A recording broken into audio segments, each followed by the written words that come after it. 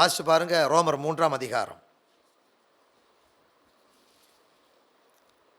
அதனுடைய 25ஆம் வார்த்தை வாசி. ரோமர் 3ஆம் அதிகாரம் 25வது வசனம்.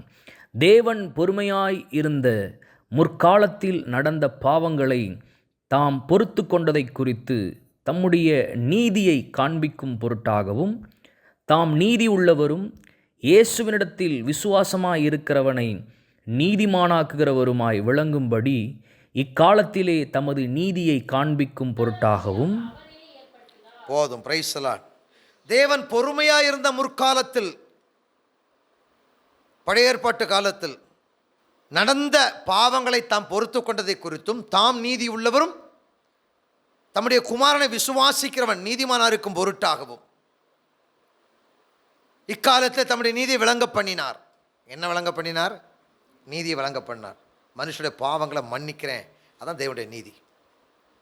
உன் பாவத்தை தேவன் மன்னிக்கிறார், உன் அக்கிரமத்தை தேவன் மன்னிக்கிறார், உன்னுடைய மீறுதலை தேவன் மன்னிக்கிறார். இன்னைக்கு எத்தனையோ பேர் இந்த மீடியா பார்த்து கொண்டு எத்தனையோ பேர்னாலும் சரி, கணவனுக்கு துரோகம் செய்து மனைவிக்கு துரோகம் செய்து அதை அப்படியே அமுக்கி உள்ளுக்குள்ளே வச்சு வாழக்கூடிய எத்தனையோ பேர் இருக்கிறாங்க. அவங்க பாவத்தை தேவன் மன்னிக்க தயாராக இருக்கிறார். ஆனால் மனுஷன் பாவத்தை மன்னிக்கிற தேவன் அறிந்தவர்கிட்ட போய் பாவத்தை அறிக்கையிட்டு பாவ மன்னிப்பை பெறுவதற்கு முடியாமல் இருக்கிறாங்க. அது தைரியமாக போவோம். எபிரேயர் எழுதின ஆசிரியர் சொல், தைரியமாக போவோம், நமக்கு மன்னிப்பு அவரிடத்தில் உண்டு. Price the Lord. அவர் நீதி உள்ளவர். பாவத்தை பார்த்து பார்த்து தண்டிக்கிற தேவன் அல்ல, பாவத்தை பார்த்து மனமிறங்கி மன்னிக்கிற தேவன். அதனால தான் தாவீது எழுதியிருக்கிறாரு, ரோமர் 4ஆம் அதிகாரம் 7-8 வார்த்தை வாசிப்போம். ரோமர் 4ஆம் அதிகாரம் அதனுடைய 7-8 வசனங்கள்.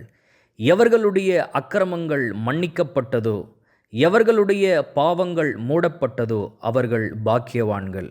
எவனுடைய பாவத்தை கர்த்தர் எண்ணாதிருக்கிறாரோ அவன் பாக்கியவான் என்று தாவீது சொல்லியிருக்கிறான்.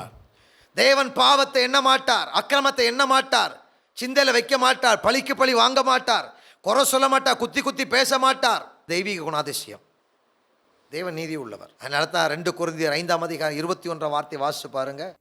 2 கொரிந்தியர் 5ஆம் அதிகாரம் 21வது வசனம். நாம் அவருக்குள் தேவனுடைய நீதியாகும்படிக்கு பாவம் அறியாத அவரை நமக்காக பாவமாக்கினார். நாம் தேவனுக்குள் நீதியா இருக்கும்படிக்கு, தேவனுடைய நீதி நம்ம வாழ்க்கையில் வெளிப்படும்படிக்காக பாவம் அறியாத கிறிஸ்து இயேசுவை நமக்காக பாவமாக்கினார். என்னைக்கு நமக்கு பாவ மன்னிப்பு கிடைக்குதோ அப்போ தேவநீதி நம்ம வாழ்க்கையில் வெளிப்படுதுங்க. Price the Lord. தேவநீதி வெளிப்பட்ட மனுஷன் தான் நீதிமான் என்று வேதம் சொல்லுகிறது. தேவநீதி வெளிப்பட்ட மனுஷன் தான் தேவனுடைய சமூகத்துக்கு, மகா பரிசுத்த ஸ்தலத்துக்கு கடந்து போக முடியும். பாவம் மன்னிக்கப்படாத எந்த மனுஷனுக்கும் தேவன் வெளிப்பட முடியாது. ஏன்னா பாவ மன்னிப்புக்காக வராத எந்த மனுஷனுக்கும் தேவன் வெளிப்பட்டு பிரயோஜனம் இல்லை. ஒரு மனுஷன் தேவன்கிட்ட வர்றானா முதலாவது அவன் பாவங்கள் மன்னிக்கப்பட்டிருக்கின்ற அறிவு அவனுக்கு வேண்டும். Praise the lord. அல்லேலூயா. நீதி, தேவனுடைய நீதி அதுதான். ஏன்னா அவருடைய சிங்காசனம் நீதியா இருக்குது, அவருடைய வஸ்திரம் நீதியா இருக்குது, அவருடைய கதவு நீதியா இருக்கிறது, அவருடைய ராஜ்யம் நீதியா இருக்கிறது, அவருடைய செங்கோல் நீதியா இருக்கிறது, முகம் நீதியா இருக்கிறது. சங்கீதம் 17ஆம் அதிகாரம் வாசிச்சு பாருங்களேன். கடைசி வார்த்தை வாசிங்க. 17-15. அவர் முகம் நீதியா இருக்கிறது.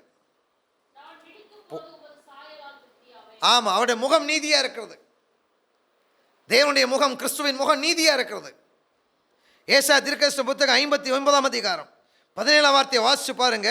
வஸ்திரங்களை உடுப்பாக உடுத்தி வைராக்கியத்தை சால்வியாக போர்த்தி நம்மளை ஆசீர்வதிக்கிறார். ஏசாயா தீர்க்கதரிசன புத்தகம் 61ஆம் அதிகாரம் 10ஆம் வார்த்தையை வாசிக்கிறோம். கர்த்தருக்குள் பூரிப்பாய் மகிழ்கிறேன், என் தேவனுக்குள் என் ஆத்துமா களி கூர்ந்திருக்கிறது. மணவாளன் ஆபரணங்களினால் தன்னை அலங்கரித்து கொள்கிறதற்கும் மணவாட்டி நகைகளினால் தன்னை சிங்காரித்து கொள்கிறதற்கும் ஒப்பாக அவர் இரட்சிப்பின் வஸ்திரங்களை எனக்கு உடுத்தி நீதியின் சால்வையை எனக்கு தரித்தார். அவருடைய சால்வை நீதியாக இருக்குது. இளைய குமாரன் வீட்டுக்கு வந்த பொழுது அவன் பழைய வஸ்திரம், கந்தையான பழைய வஸ்திரம், சுய நீதியின் வஸ்திரத்தை கிழித்து போட்டு தேவன் அவனுக்கு புதிய வஸ்திரத்தை உடுப்பாக உடுத்தினார். அதான் நீதியின் வஸ்திரம். தேவன் நீதிமானா இருக்கிறார். என் பாவத்துக்கு தகுந்தாப்புல தேவனை தண்டிக்க மாட்டேங்கிறார். குற்றப்படுத்தல, குறை சொல்லல. மீகால வாசிக்கிறோம், நம்முடைய பாவங்களை முதுகுக்கு பின்னாடி கடலின் ஆழங்களை தூக்கி போட்டு இருக்கிறார். திரும்ப எழும்ப முடியாது. அப்ப மன்னிக்கிற தேவனை பார்த்தா தான் நம்மால் அன்பு செய்ய முடியும். தண்டிக்கிற தேவனை பார்த்தா அன்பு செய்ய முடியாது. அப்ப எந்த தவறு பண்ணாலும், பாவம் பண்ணாலும் என்ன உண்டாகும்? குற்ற உணர்வு, கில்ட்டி கான்சியஸ், குற்ற உணர்வு உண்டாகும். நான் பாவம் செய்தேன், தேவன் அப்படி மன்னிப்பாரா? அவர்தான் மன்னிப்பு மட்டும்தான் உண்டு. அன்பு தீங்கு செய்யாது, பொல்லாப்பு செய்யாது, சினமடையாது, கோபப்படாது, குற்றப்படுத்தாது, வைராக்கியம் பாராட்டாது. Price the Lord. தேவனுடைய நீதி விலையேறப்பட்ட நீதி. ஆமென். நீதிமொழிகளை வாசிச்சு பாருங்க. நீதிமொழிகள் 14ஆம் அதிகாரம் 34 வார்த்தையை வாசிச்சு பாருங்களேன். நீதி ஜனத்தை உயர்த்துமுங்க. தேவனுடைய நீதியை பெற்றுக்கொண்டா வாழ்க்கையில் உயர்வு உண்டு. உங்கள் ஸ்டேட்டஸை தேவன் உயர்த்துவார். நீதியை நிரப்பி தான் உயர்த்துவார். தேவன் நீதிமான் தெரிஞ்சால் தான் தேவன்கிட்ட போய் பழக முடியும், இல்லைன்னா ஜெபிக்கத்தான் முடியும். சாமி தரிசனம் பார்க்க போகிறோமா? சாமியோடு கூட உட்கார போகிறோமா? தேவ தரிசனம் பார்க்க போகிறோமா? தேவனோட அமர போகிறோமா? தேவனோட கூட அமரணும், தேவனோட உட்காரணும். நான் உங்கள் கூட உட்காரணும்னா நான் உங்ககிட்ட வரணும். உங்கள்கிட்ட உட்கார்றதுக்கு முன்னே ஒருத்தர் சொல்லிட்டாரு, நீங்கள் அவங்க கூட போய் உட்காந்து பேச போகிறீங்களா? இடையில வைலண்டாக ஏதாவது போட்டு அடிச்சுட்டு பார்த்து உட்காருங்கன்னா உங்கள் கூட உட்காந்து சந்தோஷமாக பேச முடியுமா என்ன? சொல்லுங்களேன். நானும் பிரதர் உங்கள் ஃபேமிலி உட்காந்து பேச போகிறேன்னு போகும்போது ஒருத்தர் சொல்கிறாரு, பார்த்து போவாங்க, திடீர்னு ஏதாவது கோவத்தில் அடிச்சு மண்டை குடும்பமே மோசமான குடும்பம் சொல்லிட்டாங்கன்னா நான் போய் உட்காந்து ரொம்ப கூட உட்காந்து பேச முடியுமா? ரொம்ப நேரம் பேச மாட்டேன். எப்பண்டா நீங்கள் வைலண்ட் ஆவீங்கன்னு எதிர்பார்த்து ஓடத்தான் பார்ப்பேன். இப்படித்தான் இருக்குது தேவ சமூகத்தில். அப்படி அல்ல. தேவன் இரக்கம் உள்ளவர், மனதுருக்கம் உள்ளவர், நீடிய பொறுமை உள்ளவர், தயவுள்ளவர், இரக்கம் உள்ளவர், நம்மளை தோளில் தூக்கி சுமப்பின் வாக்குத்தத்தம் பண்ணவர், மலைகள் பர்வதங்கள் எது விலகினாலும் என் கிருபை நோட்டு மாறாதுன்னு சொல்லி உடன்படிக்கை பண்ணினவர், கூட இருக்கிறவர். Praise the lord. ஆமென். இதெல்லாமே என்கரேஜ் பண்ணக்கூடிய வார்த்தைகள். என்ன என்கரேஜ்? தைரியமாக என்கிட்ட வா, பயப்படாத. ஒரு அப்பா கிட்ட பிள்ளை போனால் அந்த பிள்ளை அப்பாவை குறித்து பயம் இல்லாமல் இருக்கு, அப்போ தான் போக முடியும். இல்லைனா போய் தூரமாக இருந்தால் அப்பான்னு இருக்கு. நிறைய உறவுகள் அப்படித்தான் இருக்குது. ஏங்க நீங்கள் போய் பேசுங்க, அந்த ஆள் எப்போ மூடு மாறுன்னு தெரியாங்க, எதை தூக்கி அடிச்சு வரனால ஒரு லிமிட்டாக டிஸ்டன்ஸ் கீப் பண்ணி பேசிட்டு வந்துட்டு இருக்கேன். எத்தனை வருஷம் அது கல்யாணம் முடிஞ்சு? 25 வருஷம். அது அப்படி தான் ஓடிட்டுருக்கு. இப்படியெல்லாம் கர்த்தர் நம்ம பாடுறோம் இல்லையா, கூடவே இரோம் ஓ இயேசுவே, நீர் இல்லாம நான் வாழ முடியாது, என் பக்கத்திலே இரோம் ஓ இயேசுவே, நீங்க இல்லாம நான் வாழ முடியாது. கூடவே இருக்கணும், பயம் இல்லாமல் இருக்கணும். நீதியில் சிறப்பட்டிருப்பாய், பயத்துக்கு தூரமா. எந்த பயம்? தேவனை குறித்துள்ள பயம் தான் தூரம் போகும். Price the Lord. பிசாசு பேயை குறிச்சுலாம் பயம் இல்லைங்க, தேவனை குறித்து தான் பயம் இருக்குது. இன்னைக்கு பிசாசு பேயை பற்றி யாருக்குமே பயம் கிடையாது. இப்போ தேவனை குறித்து தான் பயம் இருக்குது. அவரை குறித்து தவறான எண்ணங்கள் இருக்கலாம், பயம் இருக்கத்தான் செய்யும். அப்போ எப்படி போய் பேச முடியும்? தேவன்கிட்ட பழக முடியாது. உட்காந்து ஜெபம் பண்ணிக்கலாம், அவ்வளோதான். அவர் நீ ஜெபம் பண்ண என் கூட வந்து பழகுன்றார். Price the Lord. தேவன்கிட்ட போய் பழகணுன்றதுக்காகத்தான் தம் நீதி வெளிப்படுத்தினார். பழைய ஏற்பாட்டில் ஜெபம் பண்ணாங்க, வேண்டினாங்க, கேட்டார்கள், கொடுத்தார். அப்படி தான் இருக்கும். மன்னாவை கேட்டாங்க, இறைச்சி கேட்டாங்க, கொடுத்தார். ஆமென். வாங்குறதுக்கு தான் ஜனங்க வந்தாங்க. இயேசுவே கேட்டார், அப்பம் சாப்பிட்டு தானே வந்திருக்கேன்ட்டார். நீங்களாம் அப்பம் சாப்பிட்டு ருசி கண்டதுனால வந்திருக்கேன்ட்டார். தேவனை விரும்பலை. தேவன் பழக வேண்டும் என்று விரும்புகிறார். நீ என்னோட பழகு, நான் என்னை வெளிப்படுத்துகிறேன்.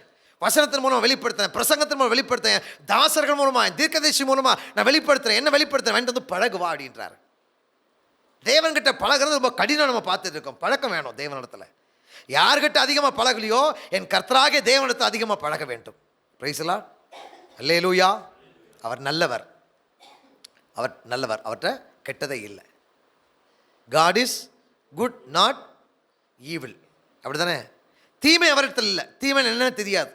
வாசிக்கிறோம், தீமையை பாராத சுத்த கண்ணன். தீமைனா என்னன்னே தெரியாது தேவனுக்கு. உண்மையிலே சொல்லும், தீமைனா என்னன்னு தெரியாது.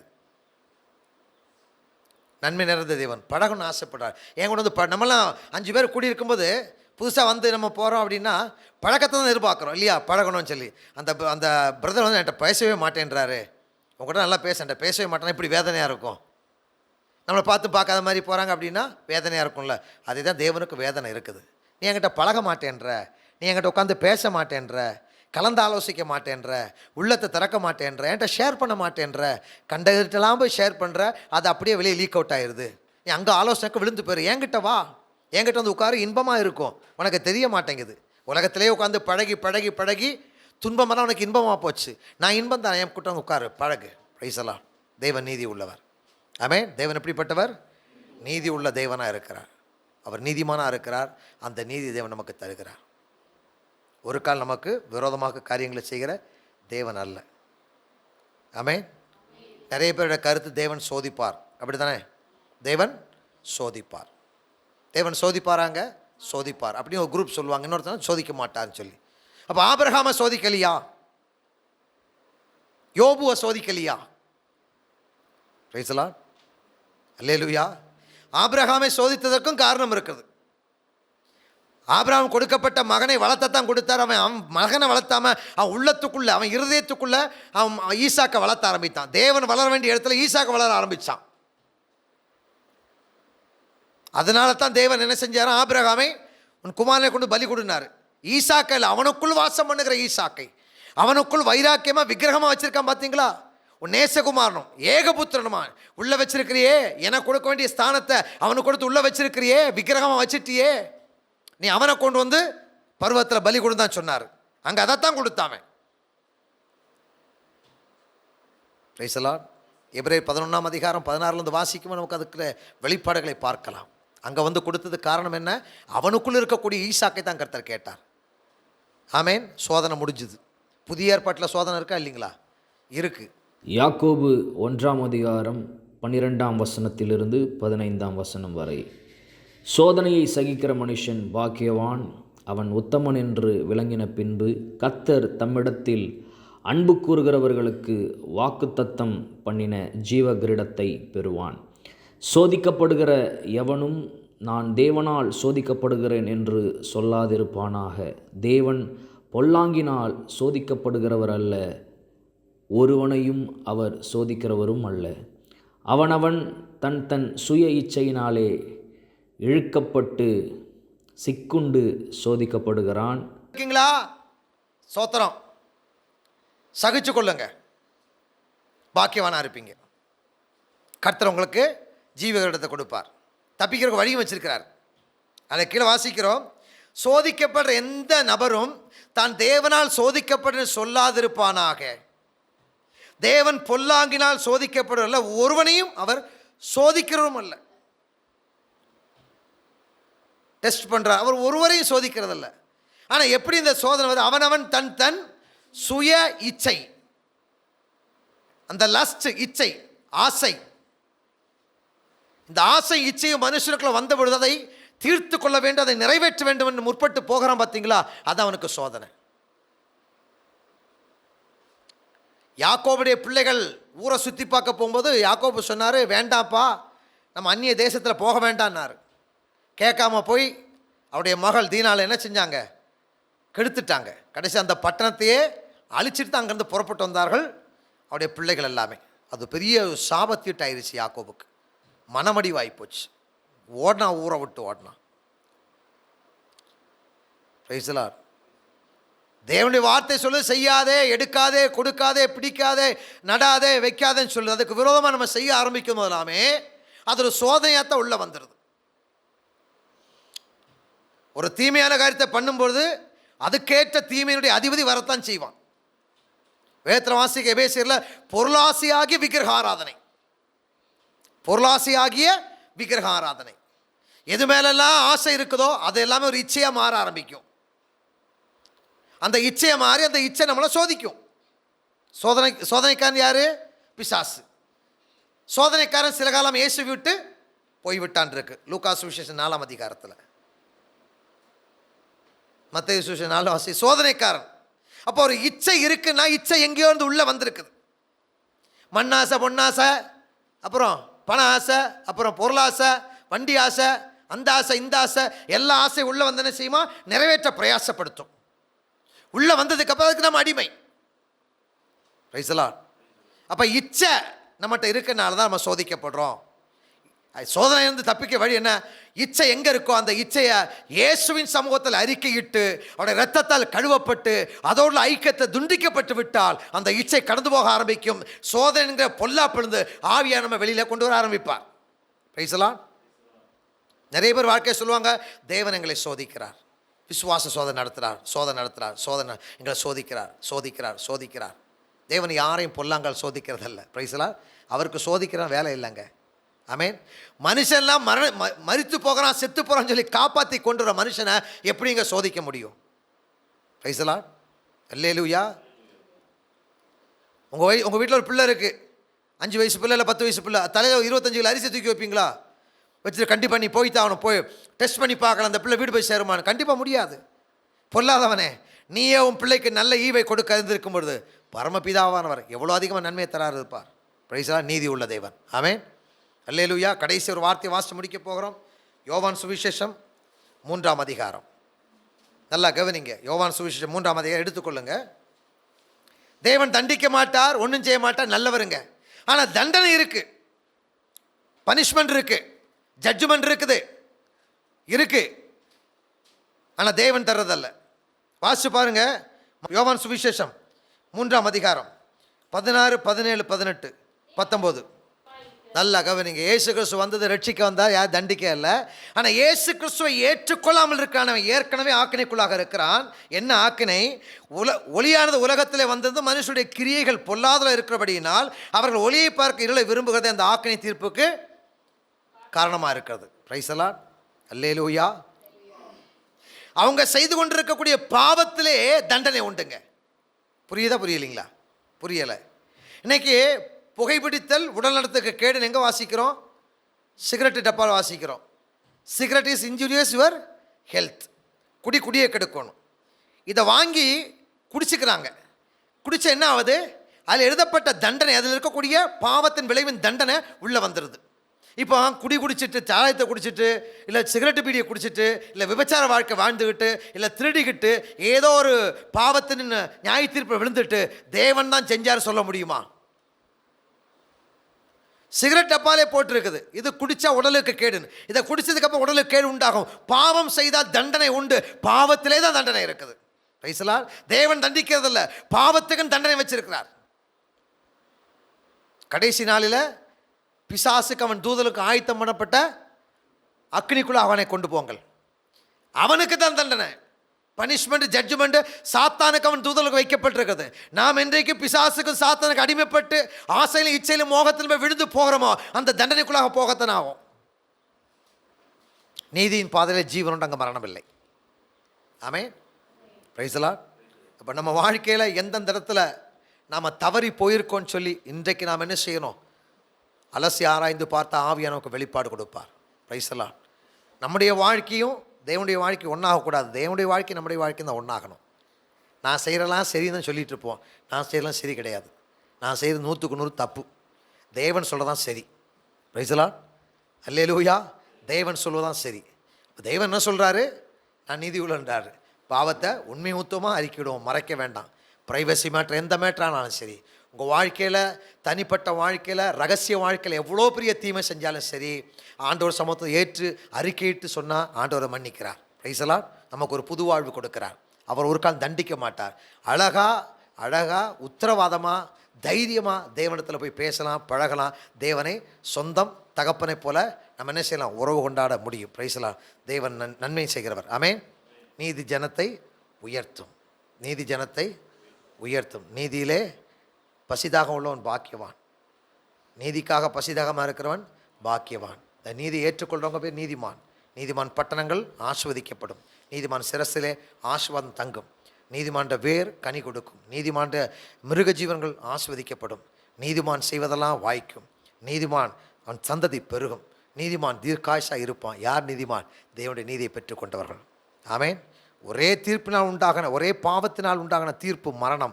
ஆனால் ஒரே ஒரு தீர்ப்பு, தேவனுடைய நீதியின் தீர்ப்பு ரட்சிப்புன்னு சொல்லி ரோமர் 5ஆம் அதிகாரத்தில் வாசிக்கிறோம். ஆமென். தெய்வம் நமக்கு 100க்கு 100% நமக்கு சுதந்திரமாக வாழக்கூடிய வாழ்க்கையை வைத்திருக்கிறார். ஆமென். அவர் நீதிமான் என்று நாம் அறிந்து அவரிடத்துல போனால் நீதியின்படியான தீர்ப்பு நமக்கு கிடைக்கும். ஆமென். சந்தோஷம் உண்டாகும். Price the lord. Hallelujah, hallelujah.